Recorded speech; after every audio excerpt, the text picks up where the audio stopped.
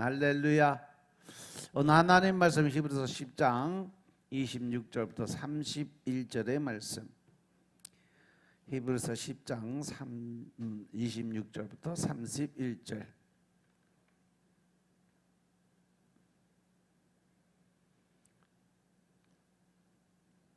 같이 합독합니다. 우리가 진리를 아는 지식을 받은 후에 짐짓 죄를 범한 즉 다시 속죄하는 제사가 없고 오직 무서운 마음으로 심판을 기다리는 것과 대적하는 자를 소멸할 맹렬한 불만 있으리라.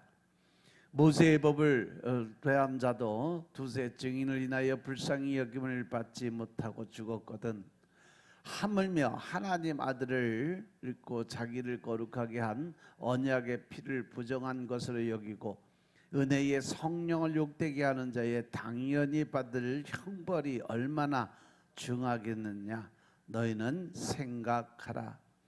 원수 갚는 것이 내게 있으니 내가 갚으리라 하시고 또다시 주께서 그의 백성을 심판하리라 말씀하신 것을 우리가 하노니 살아계신 하나님의 손에 빠져 들어가는 것이 무서울진저. 2절까지. 전날에 너희가 빛을 받은 후에 고난의 큰 싸움에 참은 것을 생각하라. 할렐루야. 오늘 말씀이 26절에 보니까 우리가 진리라는 지식을 받은 후에 짐짓 죄를 범하면 다시 속죄하는 제사가 없다라고 합니다. 죄가 뭘까?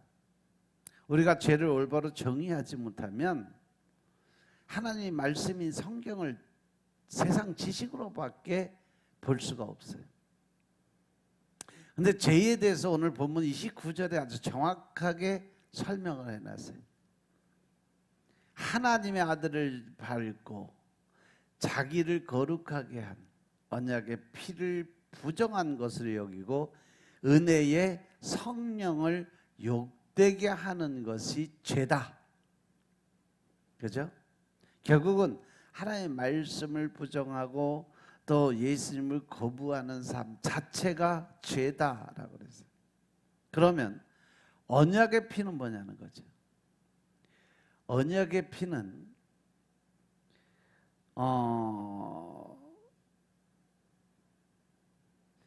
에베소 1장에 보면 언약의 피는 창세기에서 가장 먼저 나오는데 무지한 짐승이 피를 흘리고 부끄러움을 덮는 데서 힌트가 되죠. 창세기 15장에서 양과 염소, 비둘기 등 온갖 종류의 제물을 드리던 모든 제사가 통합되는 거죠. 그리고 그 제물이 쪼개지고 하나님께서 홀로 지나가시는 하나님의 그 구속의 사건.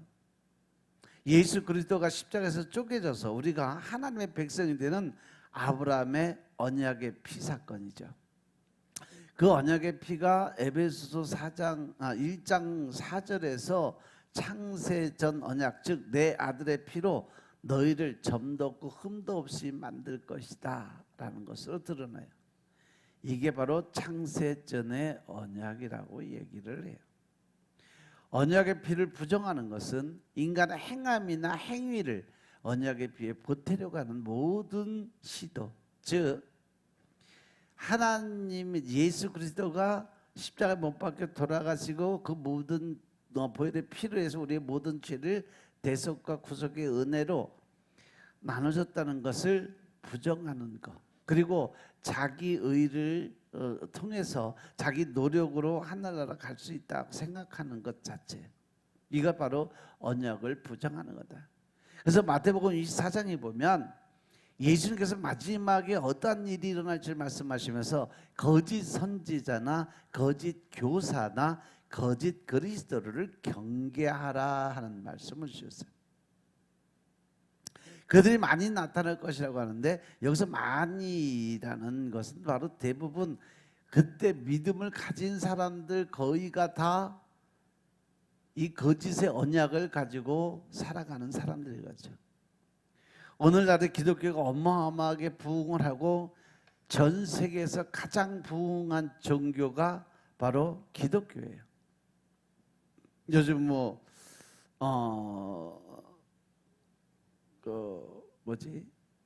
이슬람이 엄청나게 지금 많이 이제 부흥을 하는데, 그 사람들은 부흥을 시키는 이유가 자식 새끼를 많이 낳아가지고 인구를 밀어붙이는 거예요.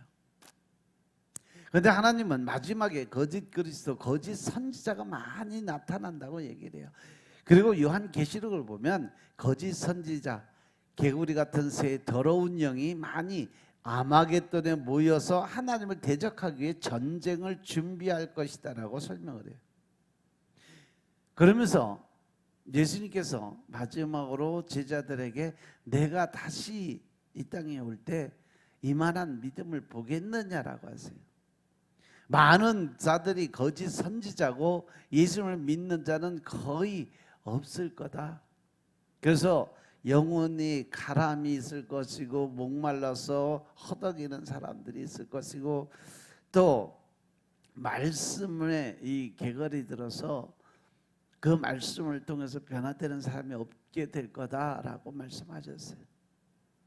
성도가 이 세상에서 하나님의 이름을 위해서, 하나님의 영광을 위해서 살려면 내가 드러나는 게 아니라 하나님의 이름이, 예수님의 이름이 드러나야 된다는 겁니다. 내가 변화되고 성숙하고 말씀을 통해서 내 모든 것이 변화되는 그 자랑스러운 사람이 돼서 하나님의 이름을 높여드리는 것이 하나님을 영광 위해서 살아가는 모습인 것임을 깨달으시기 바랍니다. 우리 삶 속에서 하나님께서 하신 일이 무엇이든지 드러나야 믿음을 가진 자의 삶으로 변화가 될 수가 있어요. 히브리서 11장 1절의 말씀처럼 믿음은 바라는 것들의 실상이고 보지 못하는 것들의 증거라고 하셨는데, 바라는 것, 보지 못하는 것이 바로 천국, 하나님의 나라라는 거죠. 그 하나님 나라가 우리 안에서 증거로 나타나게 되는 게 올바른 믿음을 가진 자의 모습이다. 그 믿음을 선물 받은 우리에게서 나오는 삶은 과연 어떠한 삶일까? 하나님께서 통치하시면 우리 같은 죽은 흙도 하나님의 백성이 될 수 있다는 것을 보여주는 삶이 되어야 돼요. 예수 그리스도의 구속과 대속의 은혜가 아니면 영원히 저 지옥에서 썩어져 가고 고통당하고 어렵게 살 수밖에 없는 그러한 사람이, 하나님께서 통치를 하시면, 우리가 하나님 안으로 들어가면 우리같이 죽은 사람들도 하나님의 백성, 천국 백성으로 영원한 삶을 살 수 있다는 것을 보여주는 삶. 그래서 그 사람의 삶을 통해서 하나님의 통치가 드러날 수 있는 삶을 살아야 된다.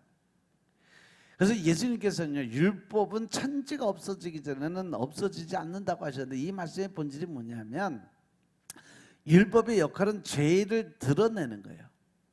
알지 못하던 죄를 깨우쳐 주는 거예요. 즉 천지가 없어질 때까지 우리가 이 땅에 살아가는 모습은 다 죄인으로 살 수밖에 없다. 그렇기 때문에 천지가 없어질 때까지 율법이 사라지지 않는다는 것은, 영원히 간다는 것은 영원히 사람들이 살아가는 모습은 죄인의 모습으로 살 수밖에 없다. 그래서 너희는 이 율법을 통해서 너희의 죄성을 깨닫고 그 안에서 회개하고 하나님으로 들어와라, 이러한 말씀을 전해준 거예요. 그런데 지금은 천지가 없어지지 않았는데도 구약의 율법은 사라졌다고 그랬어요. 그럼 지금 율법은 어떤 모습으로 존재할까?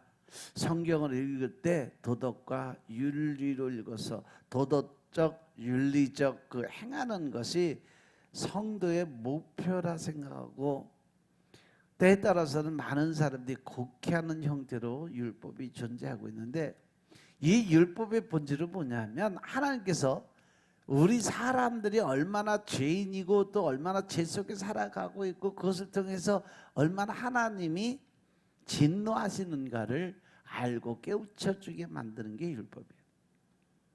그래서 우리가 한번 생각해보면 이 세상 모든 종교는 가장 두려워하는 게 뭐냐면 신이요. 그래서 인간들이 뭐라도 이렇게 하려고 하는 거예요. 잘 보이고 싶어서. 치성이라도 드리고 새벽에 얼음 깨고 목욕하고 나서 정성을 다해서 빌면 기특하게 봐주기를 바라는 거. 그렇게 신에 대한 간절함이 신에 대한 두려움을 만들어 놓는 거예요. 이 무당들을 보면요, 진짜 자기 가지고 있는 온갖 정성을 다해요. 시간 꼭 맞춰서 귀신 만나러 가지요. 근데 가기 전에 정결하게 다 목욕제기 하고 가지. 아무리 추운 날도. 근데 하나님은 우리에게 이러한 어려움과 힘든 삶을 준 게 아니라 화평의 도구인 예수님을 보내주셨어요. 그래서 우리가 예수님 안에 들어오면 그 믿음 안에서 우리가 얻을 수 있는 건 가장 평안함이고 즐거움이고 행복함이고 기쁨이에요. 그런데도 불구하고 교회 안에서도 여전히 하나님의 구원을 두려워하는 사람들이 있어요. 혹시 하나님이 내가 죄를 져서 나를 버리지 않을까? 하나님 나를 떠나지 않을까? 이 두려운 마음에 무거운 짐을 어깨에 짊어지고 사는 사람들이 많이 있다는 거죠. 예수님의 언약의 피는 이 성화주의자들이 말하는 것처럼 원죄에만 있는 것이 아니라 이 원죄, 성경에 보면 원죄, 자범죄 얘기 나와요, 안 나와요? 안 나와요. 원죄, 자범죄 얘기 안 나와. 그냥 죄는 죄라고만 표현을 해놨어요. 원죄, 이 자범죄 이건 다 사람들의 지식이 만들어 놓은 산물이에요. 예수님의 피를 믿지 않는 것이 죄다. 히브리서 기자도 예수님의 은혜를 전적으로 붙들지 않는 것이 죄라고 이야기를 해요. 하나님께서 창세기서부터 예수님의 언약의 피로만 우리를 존재하게 만들었다고 하신 그것을 믿지 않는 것이 죄다. 오늘 본문 29절의 말씀이에요. 진리가 전해졌는데, 예수님의 십자가가 전해졌는데 그것을 믿지 않고 죄를 또다시 범하면, 즉 십자가가 이미 약속으로 주어졌는데 증거도 나타났는데도 불구하고 믿지 않으면 더 이상 하나님으로서는 방법이 없다는 거죠. 결국은 천국과 지옥의 결정은 누가 한다? 내가 하는 거예요. 내가. 하나님은 모든 조건을, 또 모든 방향을, 또 모든 나아갈 수 있는 길을 제시해주고 인도하시고 끌어주심에도 불구하고 따라오지 않으면 하나님도 어떻게 할 수 없다라는 거예요. 우리가 이 세상에서 육신을 입고 있는 동안에 어떠한 변화, 또 어떤 성숙을 사유할 수 있을까? 왜 성경이 율법을 다 지키다가 하나만 어기면 다 어긴 것이라고 하고, 항상 율법을 다 지키지 않으면 저주 아래 있는 자라고 말씀하셨을까? 이 역사 속에서 우리는 율법을 다 지킬 수 없는 자임을 배우라는 거예요. 깨우치라는 거예요. 어떻게 내가 하나님의 백성이 됐지? 이것을 이 땅에서 체험하고 여러분들이 열심히 노력해서 하늘나라에 걸맞는 사람으로 변화되는 삶을 살아야 된다는 거죠. 그러한 예수님을 믿고 변화된 모습으로 살아갈 때 이미 여러분들은 하늘 보좌에 갈 수 있는 길이 열린다는 거죠. 계시록 3장에 보면 예수님이 하늘 보좌에 우리를 앉게 해준다고 약속을 하셨어요. 에베소서를 보면 우리가 이미 하나님을 믿는 그 믿음으로 하늘 보좌에 앉아 있다라고 설명을 해줘요. 우리들의 느낌이나 감정이 아니라 성경을 진리라고 믿을 수 있는 게 바로 믿음이라는 거죠. 믿음이란 건 다른 것 없이 말씀이 진리고 진리가 말씀이라는 것을 믿는 것. 여러분 안에서 죄가 나오는 것을 솔직하게 경험하고 체험하지 못한 상태에서는요, 하나님께서 용서해 주신 그 죄가 무엇인지 절대 알 수가 없어요. 근데 그것을 깨우쳐주고 알려주는 것이 바로 율법이고, 또 이 시대에서 나의 어떤 허황된 잘못된 모습을 알고 깨우쳐 주시는 게 바로 성령님이라는 거죠.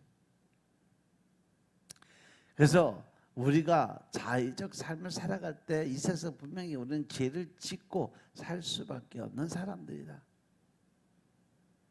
그래서 왜 예수님께서 죽을 수밖에 없었는지를 하나님께서 우리에게 가르쳐 주시는 방법이 바로 율법을 통해서 알려주시고 말씀을 통해서 가르쳐 주신다는 거죠. 그런데 나는 그냥 거기서 아닌 것처럼 뒤로 빠져서 거짓말을 하지 맙시다, 이웃을 섬깁시다, 구제를 합시다 이러고들 있는 거예요. 구제가 뭐예요? 아무것도 없고 받을 자격도 없고 갚을 능력도 없는 자들을, 그들이 필요한 도움을 주는 게 바로 구제예요. 하나님께서 말씀하시는 구제 받을 수 있는 사람들은 고아와 과부를 제일 먼저 쳐줬어요. 그런데 초대교회에서 그들을 도와줬어요. 그런데 헬라파 과부하고 유대파 과부 사이에 차별이 일어났어요. 헬라파 과부들이 자기들이 왜 차별을 받느냐고 데모를 해요. 구제는 하나님께 거저 받은 은혜를 거저 나눠주는 하나님 나라의 삶의 원리를 나타내는 데 목적이 있어요. 그저 불쌍한 사람을 돕는 목적이 아니라 그 안에서 하나님의 사랑을 나누고 하나님이 일하는 분이라는 걸 증거할 수 있는 그러한 일을 하는 게 구제의 사역이에요. 그래서 받는 사람도 마찬가지라는 거죠. 나는 아무 자격이 없이 무상으로 은혜가 뭔지 알게 됐는데 파벌이 생긴다는 것을 사도들이 알게 됐어요. 그래서 예수님이 12제자들이 모여서 야, 교회의 본질은 구제나 행위가 아니라 말씀과 기도가 필요하구나, 이것을 깨닫게 된 거죠. 그래서 초대교회 사도들 우리는 말씀과 기도에 전념한다는 선포를 하게 된 거죠. 사도행전 6장 1절부터 4절의 말씀을 보면 제자들이 점점 많아지는데 헬라파 유대인들이 자기 과부들이 매일의 구제에 빠짐으로 히브리 사람들에게 원망을 했어요. 그때 12사도가 다 모든 제자를 다 불러 모았어. 그리고 나서 우리가 하나님의 말씀을 제쳐놓고 접대를 일삼는 것이 마땅하지 않는다. 그러니까 형제들아, 너희 가운데서 성령과 지혜가 충만해서 칭찬받는 사람 7을 택하라. 우리가 이 일을 그들에게 맡기고 우리는 오로지 기도하는 일과 말씀 사역에 힘쓰겠다라고 선포를 했죠. 여기서 7 집사의 대표자가 바로 스데반 집사였고, 스데반 집사가 뽑힌 지 얼마 안 돼서 결국 순교자의 길을 걸어가게 됐죠. 그런데 오늘날 교회는 교회의 본질이 아닌 행위를 하자는 거죠. 그래서 설교에서 예수님의 이름이 빠지고 마귀 사단의 이름이 빠지고 성령님의 이름이 빠져요. 예수님의 피가 뿌려져야 될 언약궤 위에 인간의 가지고 있는 자기 희생의 피, 인내의 피, 섬김의 피가 대신 뿌려지는 거죠. 언약궤 위에 그 그룹이 왜 머리를 아래로 내려서 내려다보고 있는지 아세요? 그 피가 어떤 피가 뿌려지는지 지켜보는 거예요. 그래서 엉뚱한 피가 뿌려지면 그때 제사장은 죽게 돼 있어요. 오늘날 교회는 예수님의 피가 아닌 인간의 희생의 피를 뿌리겠다는 거예요. 결국 다 죽자는 거죠. 열심의 피를 뿌리겠다는 거예요. 성경 그런 것에 절대 관심이 없어요. 이렇게 살아라 저렇게 살아라 열심히 노력해봐라 이런 것들은 성경 하나님이 말씀하지 않아도 그냥 우리에게 어떤 지향성이 생기게 되는 거예요. 왜냐하면 죄 속에 있는 삶만큼 고통스러운 삶이었기 때문에 그래요. 그래서 우리는 말씀 안에서 은혜가 오면 예수님이 이 땅에 오신 것에 대해서 너무 감사와 찬양과 경배가 저절로 나와야 돼요. 모든 것을 법으로 생각하기 때문에 교회에서 여자가 잠잠해야 된다, 여자 목사는 안 된다, 여자들은 안수를 금지해야 된다. 제가 이해할 수 없는 부분은 바로 이런 부분들이에요. 도대체 왜 교회 안에서 이런 것들이 이슈가 되어야 될까? 목사라는 사람들은요 특별한 거 없어요. 복음을 전하는 자로 한정이 돼 있어요. 그런데 왜 여자 목사가 안 될까? 사도 바울도 제일 먼저 세운 게 여자 목사예요. 고린도서 14장에 보면 여자는 교회에서 잠잠하라고 합니다. 근데 이 말씀을 참 오해를 많이 하고 곡해를 많이 하는 것 같아요. 본질은 이성적인 남자 여자 이렇게 해서 여자들은 교회에서 잠잠하게 있고 남자들이 모든 걸 끌어가라 이런 말씀 하시는 게 아니에요. 여기서 여자라는 것은 교회를 의미해요. 인간이죠. 모든 사람들은 다 하나님이 만드는 교회니까. 하늘의 계시를 모르는 인간은 아는 척 하지 말고 잠잠해라 이라는 의미예요. 사람이 어떻게 하늘의 계시를 알 수 있을까? 그리고 고린도서 11장에 보시면요, 남자의 머리는 그리스도고 여자의 머리는 남자라고 말씀하시는데, 그리고 남자는 하나님의 형상과 영광이라고 얘기하는데, 이 말씀도 가만히 묵상을 해보면요, 이 말씀으로 남자와 여자의 서열이 나눠지는 게 아니에요. 남자의 머리가 그리스도라는 것은 그 남자는 그 머리 가지고 혼자는 도저히 살 수가 없다라는 얘기죠. 그래서 하나님의 도움을 받아야 살 수 있다. 남자는 자기 주체성을 상실해 버린 거죠. 그리고 여자의 머리가 남자라는 것은 여자의 머리는 목이 없다는 거예요. 결국은 여자의 머리가 이 남자의 머리 역할을 대신 감당한다는 거죠. 따라서 예수님을 머리로 한 자가 여자의 머리가 되는 거예요. 즉 모든 존재의 머리는 예수 그리스도라는 뜻이죠. 여자나 남자나 머리에 무언가 쓰고 안 쓰는 것이 문제가 아니에요. 사도 바울이 이야기하고 싶은 것은 여자나 남자나 모든 인간의 머리가 없고 예수 그리스도가 머리가 되었는데 머리에 무언가 쓰는 문제나 머리를 밀고 안 밀고 문제로 계속 예수님을 욕되게 하는 것에 대해서 자정해라 하는 그러한 의미예요. 우리는 이 말씀 안에 복음 안에서 성경을 해석해야 되는데 세상적 지식 가지고 아직까지도 그 유전적인 그 가부장적 그 생각을 버리지 못하니까 유교 사상이 그 틀을 벗지 못하니까 하나님의 말씀을 세상 지식으로 해석을 하니까 여자들은 무조건 그래서 잠잠하고 입 다물고 살아야 되고 남자들이 모든 걸 끌어야 되고 그러한 생각을 갖게 되는 거예요. 복음 안에서 성경을 해석해야 돼. 법으로만 성경을 보기 시작하면 모든 게 다 법으로 보일 수밖에 없어요.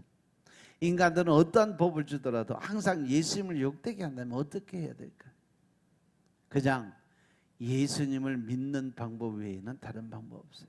그런데 예수님을 믿으라고 했더니 착하게 살겠다고 구제 같은 행위만 열심히 하는 거죠. 남들에게 보이고 인정받고 싶어서. 그렇게 해서 내가 구축되고 그러면 그것이 세상에 육으로 다시 태어나니까 대적자가 될 수밖에 없다. 예수님은 위로부터 나지 않으면, 즉 거듭나지 않으면 절대 천국에 들어갈 수 없다라고 했어요. 그렇다면 이 세상에서 나를 규정한 모든 것은 아무 가치가 없다는 뜻이죠. 하늘에 계신 성령에 의해서 규정된 나, 예수님의 십자가 희생으로 말미암아 존재가 된 나, 이것만이 하나님께서 가치 있게 여겨주신다는 사실을 명심하시기 바랍니다.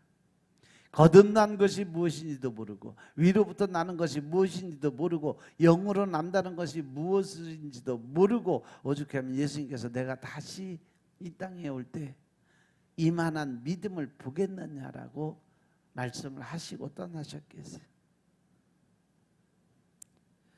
예수님의 은혜만 의지한다는 것은 너무 좁은 길을 걸어가는 거예요. 주변에 있는 사람들과 함께 가면 좋은데 같이 갈 사람들이 별로 없어요. 여러분들 분명히 기억하시기 바랍니다. 성도는 세상으로부터 반드시 미움을 당하게 되어 있다라고 성경 곳곳에 수도 없이 써놨어요. 하지만 거짓말하지 않고 착하게 살고 이웃을 섬기면 세상이 여러분들을 사랑해 줘요. 그런 좋은 일을 하지 말라는 것이 아니라 예수님의 십자가를 이야기하면서 그런 일을 하라는 거죠. 어떠한 일을 하든지 하나님의 영광이 그 앞에 먼저 들어가 있어야 된다는 거예요. 하지만 세상은 우리들에게 예수님의 십자가를 얘기하지 말고 좋은 일만 하라고 이야기를 해요. 하지만 우리가 예수님의 십자가를 놓는 순간 우리는 영멸의 삶을 살 수밖에 없다. 그래서 여러분은 예수님과 십자가 그 보혈에만 의지하고 살아가야 되는 사실들 명심하시기 바랍니다. 그리고 우리 아버지가 나를 어떻게 키우시고 어떻게 하나님의 백성으로 완성해 내셨는지 여러분들 말씀을 통해서 여러분들 삶을 통해서 깨달으시기 바랍니다. 그래야 아버지를 사랑할 수 있어요. 아, 그랬구나. 우리 아버지가 이때 나를 이렇게 사랑하셨구나. 그리고 내가 하늘나라의 하나님의 백성으로 완성이 될 수 있었구나. 이것을 배우는 게 바로 우리가 말씀에서 깨우쳐야 될 율법의 본질이에요.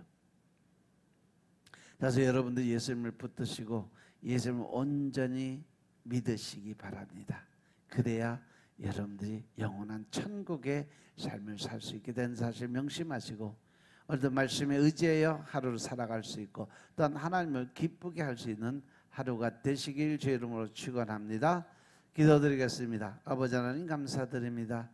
오늘도 우리가 말씀 안에서 변화된 삶을 통해서 먹든지 마시든지 무엇을 하든지 다 주님의 영광을 위해서 살아가는 아버지 하나님 말씀을 깨닫게 하시니 감사합니다.